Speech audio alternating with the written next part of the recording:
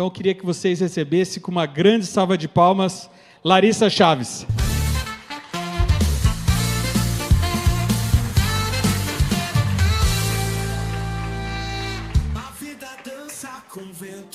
Boa tarde a todos. Quem viu a divulgação e estava esperando o Léo Freiman está achando ele meio diferente, né? Depois vou explicar os detalhes para vocês. Graças a Deus, de última hora, a gente não deseja que ninguém passe por imprevistos, mas que bom que eu pude estar aqui com vocês para falar desse tema que é de urgência, que é tão importante para todos nós. Mas, para que a gente primeiro saiba se esse tema é importante para o público que está aqui e também para o público que está nos acompanhando ao vivo, online, eu queria fazer uma pergunta. Levanta a mão, por favor, quem aqui é educador? Então, eu vou refazer a pergunta. Levanta a mão quem aqui é pai, mãe, tio, avô, avó, padrinho, madrinha, ou convive com alguma criança. Levanta todo mundo que mudou bastante. E eu gosto sempre de começar com essa provocação, porque nós nos acostumamos a achar que os educadores são apenas os pedagogos, os professores, ou as pessoas que, de alguma forma, atuam diretamente na área da educação. E, em verdade, todos nós somos educadores. Mesmo aqueles que não temos filhos, ou sobrinhos, ou netos, mas, de alguma forma, convivemos, interagimos com crianças. De alguma forma, ficamos, às vezes, por algumas horas, com a responsabilidade, com a tutela de alguma criança, de algum adolescente. Então, eu queria que a gente escutasse tudo que aqui vai ser compartilhado, todas as reflexões que vão ser propostas, não daquele jeito que, às vezes, a gente faz, que é assim, nossa, se fulano tivesse aqui, se minha irmã tivesse aqui, se minha esposa tivesse aqui, se meu marido tivesse aqui, mas desse lugar de educador. Que a gente possa se imaginar vestindo essa carapuça. Há um provérbio que talvez muitos já tenham escutado, que diz assim: é necessária uma aldeia para educar uma criança. Alguém já ouviu esse provérbio? Só que, atualmente, a gente tem vivido mais numa ilha do que numa aldeia. As coisas mudaram, o nosso contexto mudou e todos nós temos bastante notícia sobre isso. É um pouco sobre isso também que a gente vai falar. E isso que hoje, no senso comum, se cunhou como síndrome do imperador, é também uma consequência dessas mudanças culturais, dessas mudanças históricas, sociais, que trazem também consequências a nível psicológico, a nível comportamental, a nível emocional. Então, eu queria começar falando para vocês um pouco dessas mudanças. Não sei se alguém aqui já ouviu falar de um sociólogo, historiador chamado Philippe Arrier. Ele tem livros maravilhosos, e uma das coisas que ele fala é sobre essa historicidade, essa história do conceito de infância e adolescência. E ele nos mostra, com registros, inclusive, de pinturas, muita informação bacana nos livros dele, que por muitos séculos, inclusive se a gente vai lá para a Europa, da Idade Média, essa ideia que a gente tem hoje, que parece que sempre existiu, tem coisa que a gente fala hoje, parece que sempre foi assim, mas nem sempre foi assim. Então, nós falamos de infância, e hoje, praticamente todo mundo, talvez em algumas culturas não, mais distantes, mas no Ocidente, por exemplo, todos nós já estamos nesse certo senso comum de que a infância precisa de algum nível de cuidado. Aqui no Brasil, nós estamos aqui nesse contexto, então nós sabemos que praticamente, mesmo em comunidades muito carentes, e eu já tive acesso a conversar com pessoas que estão em comunidades no interior da Bahia, e mesmo lá já existe essa noção do senso comum de que a infância precisa ser cuidada. Então, isso que a neurociência descobre, pesquisa e aprofunda, já foi chegando em camadas sociais e essa informação já corre solta. Ainda que a gente não consiga fazer, já se tem ao menos uma noção sobre isso. Mas, na Idade Média, as crianças eram tratadas como adultos em miniatura. Se vestiam como adultos em miniatura. As crianças muito pequenas, nisso que a gente chama hoje de primeira infância, essa noção não existia, isso é uma grande novidade. A criança que está ali dos 0 aos 6 ou dos 0 aos 3 anos, essa criança não era nem contada como um membro da família. Porque o nível de mortandade infantil, sem vacinas, com a precariedade, sem saneamento básico, era tão forte que a mortalidade fazia com que a mãe e o pai pensassem assim, eu não sei se essa criança vai vingar. Então, para que criar aquela expectativa de contar como um membro da família se várias morrem? Então, observe, meus amigos, que muita coisa mudou. A nossa mentalidade mudou, não só na Europa, mas em todos os lugares, em toda parte, isso foi mudando. Surgiu essa ideia de uma infância como um período específico importante. E hoje mesmo eu assisti a uma palestra de neurocientistas falando que dos 0 aos 6 anos, nós temos uma base neurológica que nos dá o chão no qual nós pisaremos por toda a nossa vida. Por um lado, nós temos a plasticidade cerebral, então a possibilidade de reaprender, de encontrar novos caminhos, fazer novas sinapses. Por outro lado, existe uma base, e essa base acontece na infância. Então, se por um lado é senso comum, e todos nós aqui somos educadores e já sabemos da importância da infância, da importância desses 6 primeiros anos, por outro lado, na prática, como diria meu sábio esposo, treino é treino e jogo é jogo. Sabemos da importância, mas na prática a gente ainda está um pouquinho perdido como é que faz. É importante educar, é importante respeitar, mas quando somos nós ali na frente de uma criança, alguma coisa acontece. E eu queria começar compartilhando a minha própria experiência sobre isso, para que a gente chegue, então, no tema central, que é a síndrome do impostor. Quando eu tive filha, inclusive, para mim é muito especial estar aqui, porque a minha primeira filha, Marina, que tem 8 anos, nasceu aqui em Brasília. Eu sou de Salvador, mas meu esposo é militar, inclusive da Marinha, né? Estamos aqui no Clube Naval. E a minha filha nasceu aqui em Brasília, e quando ela nasceu, em 2016, eu já era psicóloga, eu já era orientadora parental. Eu já tinha atendido centenas de famílias, centenas de mulheres. Então, eu estava muito tranquila. Eu já estava casada há 6 anos, foi uma decisão muito bem pensada. E, na minha cabeça, eu que já havia trabalhado com grupos de crianças, inclusive lá da comunidade de Pau da Lima, em Salvador, já tinha me deparado com um trabalho de educação com 40 crianças da comunidade ao mesmo tempo, e tive que aprender a dar conta daquele grupo. Eu falei, com uma que eu vou estar ali acompanhando todo dia? Tranquilo. Psicóloga. Estudei disciplina positiva. Estudei a Jenny Nelson. Eu falei, tá, tranquilo. Então, eu gastei o tempo ali que eu tive da gestação estudando outras coisas. Tentando entender, inclusive, todas essas outras demandas que nos foram apresentadas, né? As 5 cores do prato, BLW. Fiquei investindo nessas outras demandas que surgiram recentemente, porque na minha cabeça, parte da psicologia, da educação, eu já daria conta. Pois bem, a Marina chegou, e como vocês, tem muita gente rindo aqui, eu não sei se é uma certa identificação, né? Não sei o que aconteceu, que tudo aquilo que eu sabia, conforme ela foi crescendo, eu até sabia que ferramenta utilizar e o que fazer, mas alguma coisa acontecia entre o treino e o jogo que eu não conseguia fazer.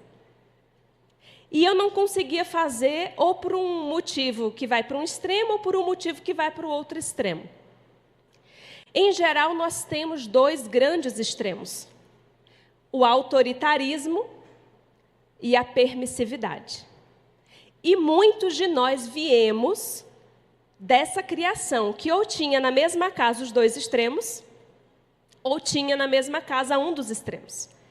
Então, na minha casa, eu cresci com um pai bastante autoritário e uma mãe bastante permissiva.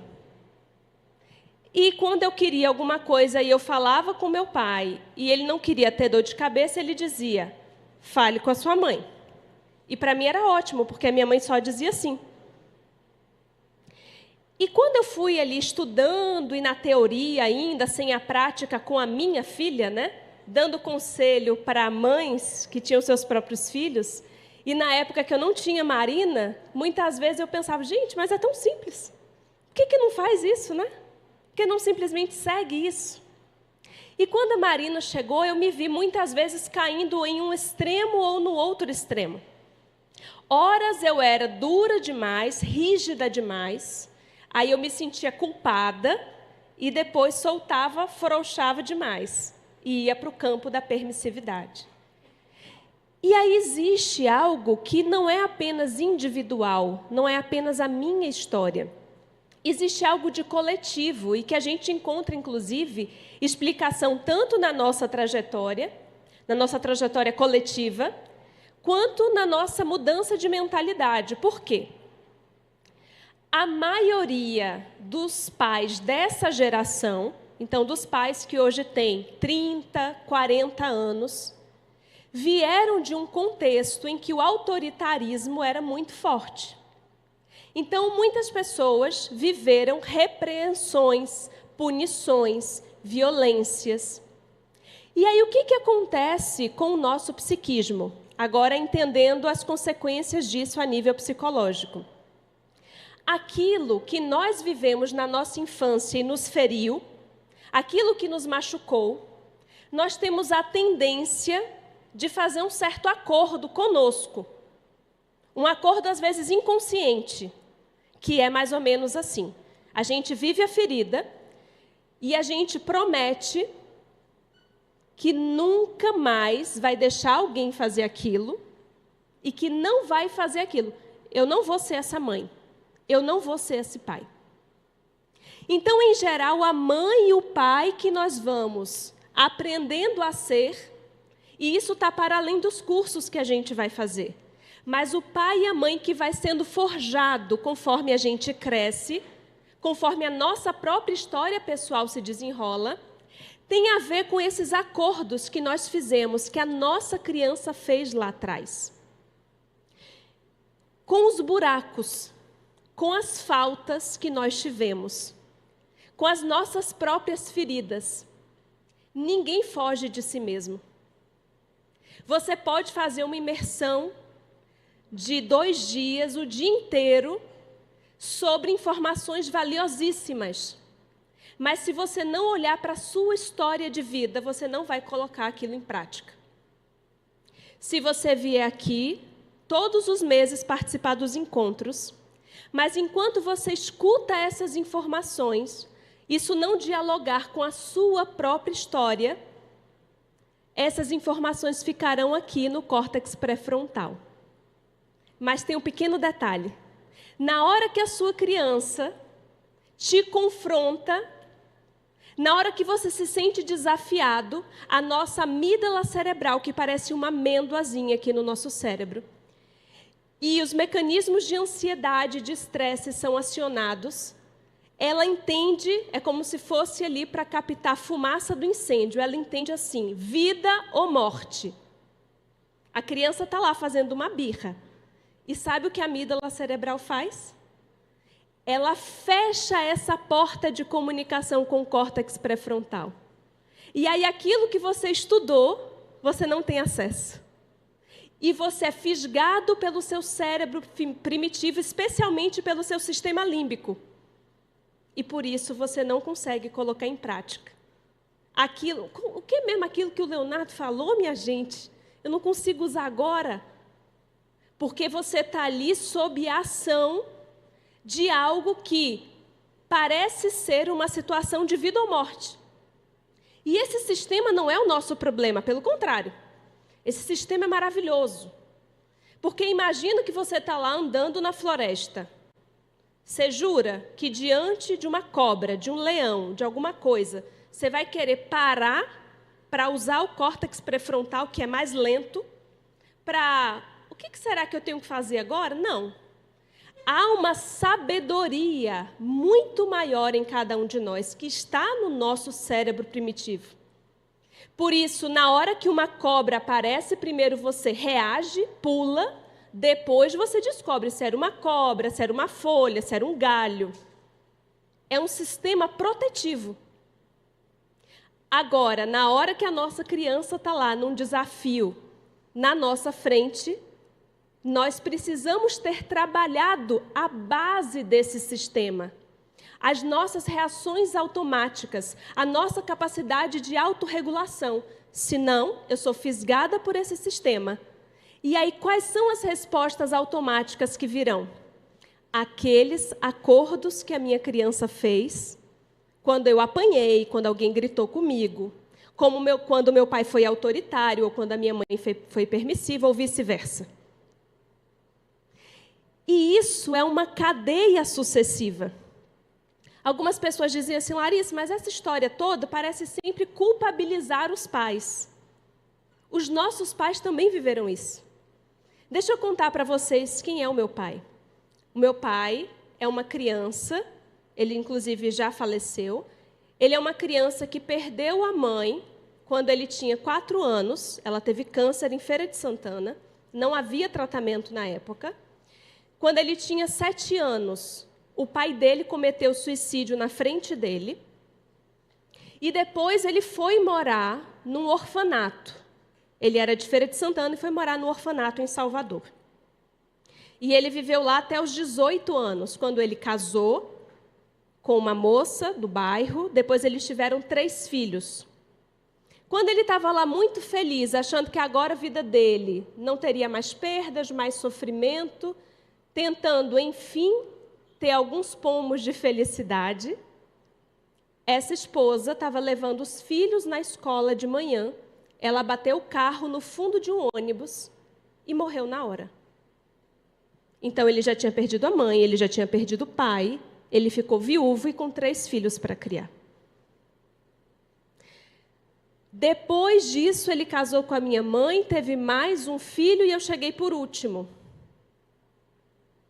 O meu pai não era aquela pessoa que sabia dizer eu te amo, mas era aquela pessoa que me colocava no colo no Natal e dizia assim, filha, pode escolher qualquer presente. E eu não entendia por que a ênfase no qualquer presente. Era o buraco dele. É sempre sobre isso. Por que era o buraco dele, Larissa? Porque uma criança que cresce no orfanato, ela não tem um presente para ela. É tudo coletivo. A meia é coletiva, a bola é coletiva, a bicicleta é coletiva. Por mais incrível que possa ser a casa, é tudo coletivo. Então, para ele tentava me dar o que ele não teve.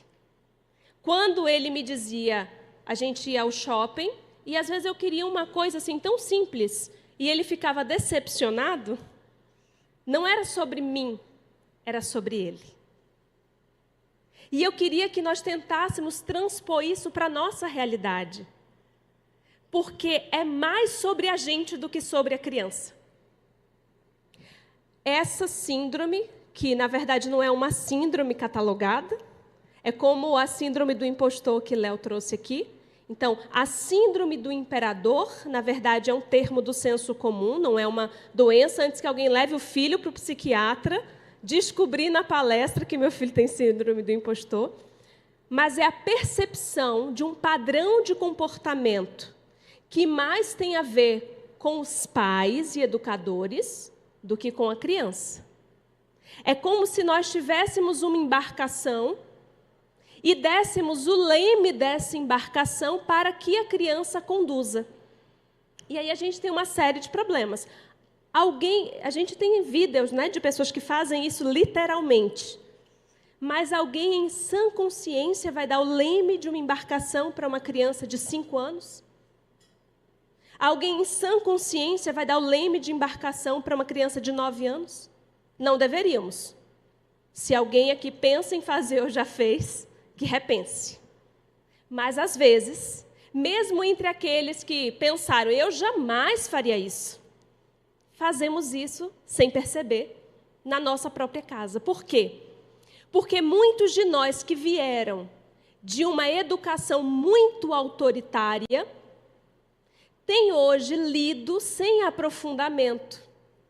Lê o post, vê o vídeo de 4 minutos e fala, é desse jeito aqui que eu vou criar meu filho. Gostei do que essa moça que falou. E não aprofunda. E não olha para si, para os seus furos, para os seus buracos, para as suas próprias questões. E acha que com aquela informação superficial vai conseguir lidar e sustentar na realidade essa nova forma. E não vai. Então, eu tenho recebido muitos casais e muitas famílias perdidas. E com crianças que estão com o leme da casa. É a criança que decide qual vai ser o almoço, se vão assistir filme, qual vai ser o filme, qual a programação. A criança decide tudo. A criança, eu já atendi uma família que a criança estava com uma situação de obesidade, era uma situação, a criança estava com colesterol, diabetes, um monte de problema de saúde. E a mãe, desesperada, chegou para mim, eu morava na época em Corumbá, Mato Grosso do Sul, e a mãe, muito desesperada, falou assim para mim, Larissa, não sei mais o que fazer. Porque ela só come besteira. E eu não sou nutricionista, eu sou psicóloga. E eu perguntei assim, mas peraí, a criança tinha 7 anos. Então, deixa eu só entender. Onde é que ela encontra essa besteira? Ela está pegando o lanche da colega? Não, ela não está pegando o lanche da colega. É que assim, como ela só come isso, eu tenho que comprar, né? Senão ela não vai comer nada. Então, quem que estava ali com o leme dessas decisões do que era comprado no mercado, do que era o lanche na escola? Era a criança. Sem capacidade cognitiva ainda para isso. Porque essas funções executivas tão importantes que nos ajudam, inclusive, a entender a causa e a consequência. Então, se eu como muita besteira e me alimento mal, eu tenho consequências. Uma criança de 7 anos não tem capacidade cognitiva para fazer essa relação. Você pode repetir 50 vezes. Ela pode repetir para você e você vai dizer, não, ela entende sim. Ela não entende. Porque essas funções executivas estão sendo construídas no nosso cérebro. O cérebro de uma criança é um cérebro em construção. Então, se por um lado, a forma que as coisas funcionavam há algumas décadas, eu não tenho desejo nenhum de voltar para o passado. Por mais que muita gente hoje seja saudosista, eu não sou. Não me parece que o caminho é retornar. Mas a gente precisa sair dos extremos. Se o autoritarismo, a violência, a punição é um extremo, e nós já experimentamos, muitas pessoas na própria pele, esse extremo, deixar a coisa correr solta na permissividade é um outro extremo. E existem historiadores que nos falam que o progresso da humanidade tem acontecido num movimento pendular. O que é o movimento pendular? Vamos imaginar um pêndulo aqui, ele vai para um extremo, ele vai para o outro, depois ele vai diminuindo um pouco os extremos, até que ele rode um pouco no meio. Então, no campo da educação dos nossos filhos, estivemos no extremo. Eu, quando comecei a atender, talvez alguns achem aqui que eu tenho 25 anos, né, de longe, tenho um pouquinho mais, 36, muito jovem ainda. Mas, quando eu comecei lá atrás, inclusive, às vezes, o paciente chegava, viu, Léo? E falava assim, é você mesmo que vai me atender? Porque eu tinha 22, mais a carinha de 17. E aí vinha, às vezes, uma pessoa de 50 anos, olhava para mim com aquela cara de decepção e falava, essa menina não sabe nada da vida, vai me ajudar em quê?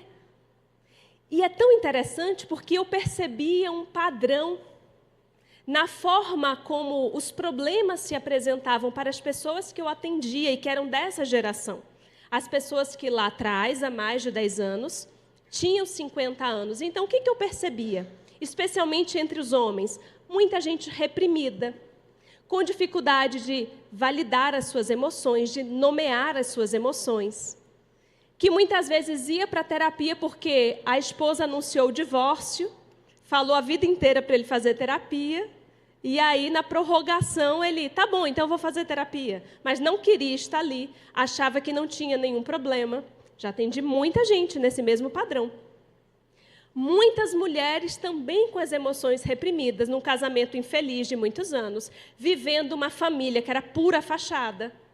Isso foi o padrão de uma época. O padrão que é fruto, inclusive, desse tipo de educação. Eu lembro que quando eu chegava na casa da minha avó, às vezes a gente chegava por último, todo mundo já tinha chegado.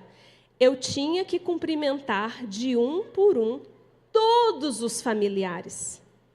E eu odiava, mas eu fazia, porque tinha que fazer. A minha prima, mais nova que eu, não fazia.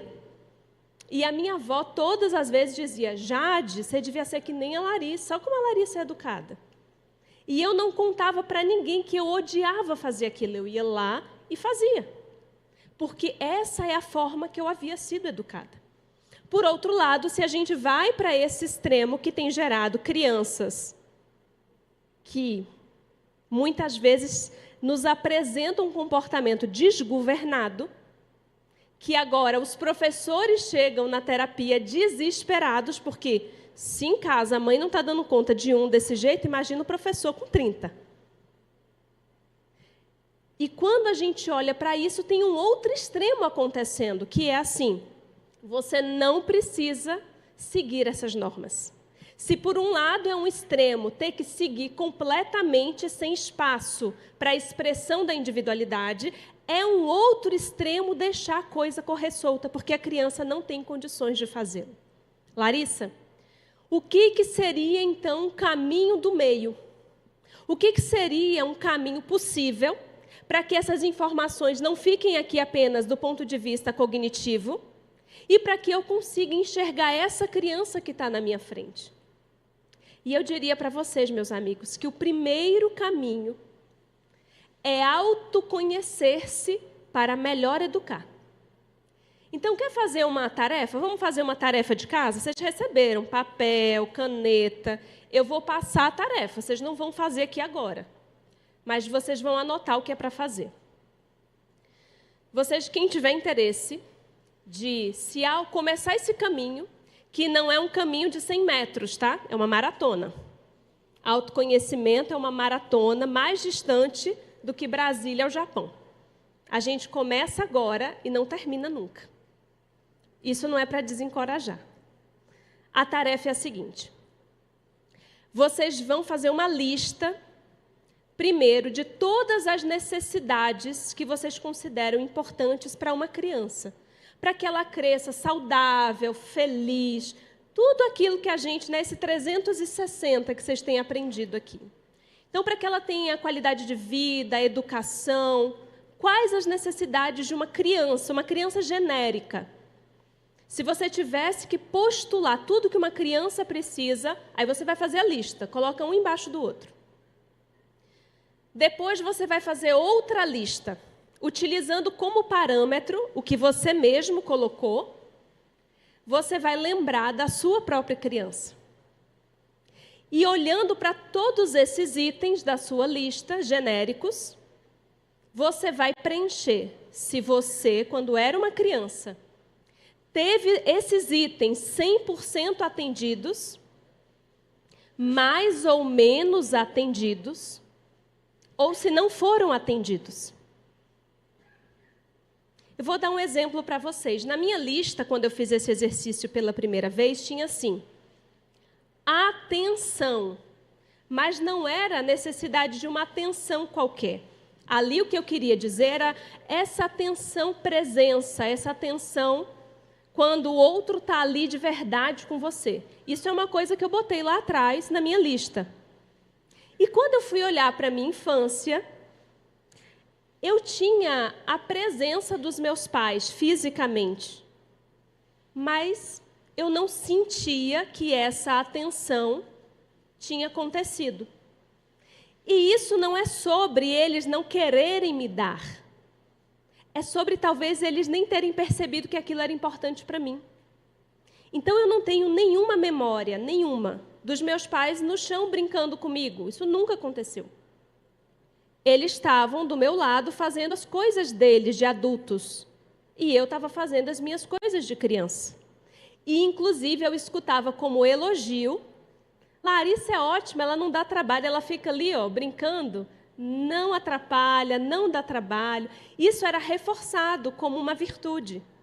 E fazia com que eu não reclamasse. Fosse uma boa menina. Mas, na verdade, eu me sentia muito sozinha. E eu queria alguém que brincasse comigo, mas eu nunca pedi. Então, quando mais tarde, conversando com a minha mãe, eu falei isso para ela, ela olhou para mim e falou assim: por que você nunca falou? E eu disse: eu não sei, mas eu nunca falei. E isso é um dos meus buracos, uma das minhas faltas, trabalhada em terapia. Mas qual a consequência disso? A consequência é que quando eu me torno mãe da Marina, como é que essa mãe acontece? Essa mãe se torna presente de tal forma que a Marina não desenvolveu a minha capacidade de brincar sozinha. Eu me autoexigi tanto presença, conexão, vínculo. O meu esposo às vezes queria chegar do trabalho e falar uma coisa, aí a Marina começava a falar, porque eu estava tentando dar para a Marina o que a Larissa não teve. E aí a gente, na tentativa de suprir as nossas faltas, a gente deixa de enxergar quem é essa criança que está na minha frente, qual a necessidade dela. E a gente vai construindo outras questões. Uma vez uma paciente me perguntou assim: Larissa, como que faz, né, para nosso filho, para nossa filha, não ter tantas questões no futuro, não ter que fazer terapia por tantos anos quanto eu faço? E eu falei assim: olha, é mais ou menos o que dá para fazer uma redução de danos, como tem a política pública em relação às drogas. A gente pode reduzir os danos. Mas se eu fosse você, eu não criava essa expectativa. Porque se a gente olhar para aquela fórmula que o Léo apresentou, ela está fora da realidade. A base é a realidade. E ela está fora da realidade. Os nossos filhos vão ter as suas questões. Porque nós convivemos numa sociedade de pessoas imperfeitas. Vocês conhecem alguém perfeito? Levanta a mão. Alguém que conhece alguém perfeito. Levanta a mão alguém que teve um pai e uma mãe perfeitos, sem nenhum furo, sem nenhuma falta. Os nossos filhos são filhos de pais imperfeitos. Vão conviver com professores imperfeitos. Vão ter coleguinhas imperfeitos. E vai doer na gente.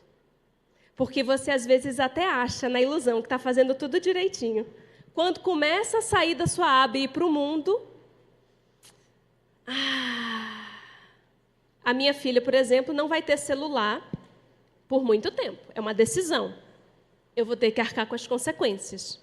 Porque quando ela chegar na escola e ela for pré-adolescente, as amigas vão ter. Porque as amiguinhas das minhas filhas de 3 anos já têm iPad. E esse é o mundo, essa é a realidade. Se a gente não estiver, se a gente não quiser viver essa realidade, a gente vai ter que fazer a escolha que alguns fazem. Pega um trailer e vai lá para longe, educa o filho em casa e faz tudo por conta própria. Mas no mundo em que a gente vive, nós lidaremos com a redução de danos. Então, você vai fazer o melhor que você pode, dentro da realidade que você tem, e, se quiser, faz uma poupança para a terapia do futuro. Porque vai precisar. Por melhor que seja a escola que você coloque, por melhor que seja a babá, teremos questões. Mas se nós começarmos, meus amigos, a olhar as nossas questões como adultos e deixarmos de projetar sobre os nossos filhos os nossos buracos, mas isso já é uma redução de danos que você nem imagina. Porque as crianças que hoje são ditas crianças sem limite, crianças ditadoras, crianças que agem como imperadores e comandam tudo, elas são o fruto de pais que, tentando acertar, tentando não gritar, tentando não fazer aquilo que eles receberam, não souberam o que fazer. Não enxergaram o filho que eles tinham, porque é isso que acontece. Quando a gente está nesse ponto cego de não saber quais os nossos furos, eu estou o tempo inteiro sem enxergar a criança. Qual a necessidade dessa criança? Qual o furo dessa criança? Será que eu tenho que puxar mais para cá ou mais para lá?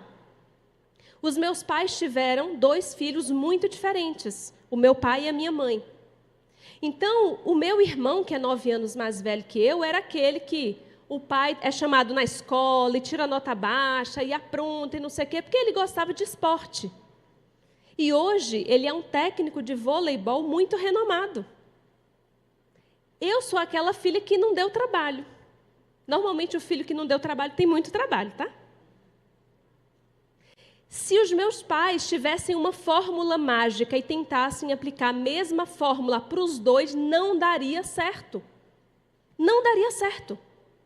Eu tenho filhas gêmeas, Joana e Clara, de 3 anos, as mais novas. Desde que a gente saiu da maternidade, o jeito de chorar é diferente. Eu conseguia identificar na babá eletrônica se era Joana ou se era Clara, pelo A do choro. Então, se eu não posso aplicar a filhas gêmeas uma mesma fórmula, que dirá a filhos que têm anos de diferença? Você já não é a mesma pessoa. Se o filho nasceu numa época em que você estava num contexto de trabalho, de vida, você tinha algo a oferecer diferente do que você tem agora. Isso precisa ser respeitado. Não dá para a gente se cobrar fazer igual, como não dá para a gente olhar o close das pessoas que estão nas redes sociais, ditando regras, e achar que aquele close cabe no nosso bastidor. Ninguém conhece mais os nossos filhos do que nós mesmos. Mas para que a gente realmente os conheça, a gente vai precisar primeiro tirar os entulhos que atrapalham a visão, que são os nossos, e ter tempo de convivência. Se eu chego em casa e tenho pouco tempo para conviver com meu filho, e nesse tempo eu mesmo estou com o celular resolvendo várias coisas importantes, como rolar o dedo no feed, né? E acompanhar um monte de coisa que não tem, na verdade, importância, mas que o nosso cérebro cansado vai dizer, não, olha, você merece, fica aqui, vendo um monte de coisa aleatória, e a gente vai se enchendo de dopamina, querendo cada vez mais, aí tem aquele pico, e depois se sente mal, angustiado, não sabe o que foi. E aquele pouco tempo que nós teríamos de conexão, de presença, para saber quem é aquele ser humaninho que está se desenvolvendo ali, ele é perdido. Fazer aquilo que está ao nosso alcance não é ser perfeito, mas, ao mesmo tempo, exige que a gente faça um pouco mais do que os tempos atuais têm feito. Muitas vezes, a criança sem limite, ela está gritando um mau comportamento para receber uma borda. Porque borda também é cuidado. Sentir até onde eu posso chegar também é afeto. Eu lembro que a minha mãe dizia assim, sim, sim, sim, sim. E aí, às vezes, eu estava na casa de uma amiga e via a mãe falando... Sabe aquela conversa quando a adolescente vai para a festa? Que a mãe fala assim, olha, se alguém te oferecer uma bebida, um refrigerante, você não... Todo mundo já ouviu essa conversa? Eu nunca ouvi essa conversa da minha mãe. Eu ouvi essa conversa de outras mães. E eu achava bonitinho, as minhas amigas assim, ó. E eu achava que aquilo era cuidado. E não é que a minha mãe não cuidasse de mim, ela cuidava muito, mas ela tinha uma confiança. Ela achava que eu já sabia as coisas que, na verdade, eu não sabia, que ela achava que não precisava dizer. Então, limite, dizer não, ter aquela conversa chata que o adolescente, na adolescência, vai achar chata mesmo, faz parte. Nós não precisamos abrir mão da amizade com os nossos filhos. Mas a amizade é em segundo plano. A parentalidade é em primeiro plano. Às vezes, com a minha filha Marina, ela diz assim: mamãe, quando você briga comigo, eu acho que você não é a minha amiga. E eu digo: filha, se eu precisar abrir mão da nossa amizade para ser sua mãe, eu abrirei. Porque ser sua mãe é muito mais importante do que ser sua amiga. E sabe o que é mais interessante? Um dia, os nossos filhos crescerão. E tem muita coisa que o cérebro não permite que eles entendam agora. Mas lá na frente, eu posso garantir a vocês, não apenas nós passamos por isso, eles também passarão. Tem muita coisa que eles não têm como entender agora, não tem mesmo. Tem muito não que a gente vai ter que bancar agora. Tem muita cara feia que a gente vai ter que bancar agora. Tem muita frustração que a gente vai ter que bancar agora. Para que a gente faça o nosso trabalho, para que a gente desempenhe o nosso papel. Porque, como disse Khalil Gibran, nossos filhos não são nossos filhos. São filhos da ânsia da vida por si mesma. Podemos até cuidar dos seus corpos, abrigá-los, mas nós não poderemos, não somos donos da sua alma. Que a gente possa, então, educar os nossos filhos para a vida. O mundo precisa, não de imperadores, mas de pessoas que saibam servir, colaborar, seres verdadeiramente humanos. E esses seres humanos não precisam de pais perfeitos, precisam de pais reais, presentes e que banquem desagradar, que banquem ser chatos, porque educar, meus amigos, dá trabalho mesmo. Se não estiver dando trabalho, é que a gente não está fazendo o nosso papel. Muito obrigada a todos.